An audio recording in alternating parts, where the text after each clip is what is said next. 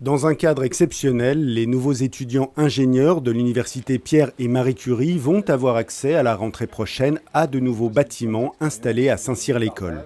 Une plateforme d'ingénierie expérimentale pour réaliser des expériences et des travaux de recherche. Les métiers, ce seront des métiers autour de l'ingénierie, principalement. On va les retrouver dans des grandes industries de l'automobile, de l'aéronautique, du calcul, du service. Les étudiants pourront analyser avec une soufflerie les forces qui s'exercent sur les ailes d'un avion. Ils simuleront les vibrations d'un immeuble en cas de séisme. Ils auront aussi accès à cette chambre électromagnétique où l'on peut analyser les ondes émises par les téléphones, une pièce que peu d'universités possèdent. L'objectif est de reconstituer ce qu'on appelle un environnement de référence qui serait l'environnement d'espace libre, celui qu'on pourrait avoir si on était au milieu de l'espace avec absolument aucun perturbateur électromagnétique environnant.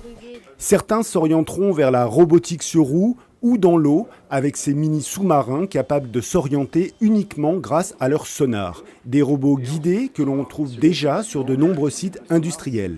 Ça permet de savoir utiliser un sonar, de bien savoir comment l'acoustique marche.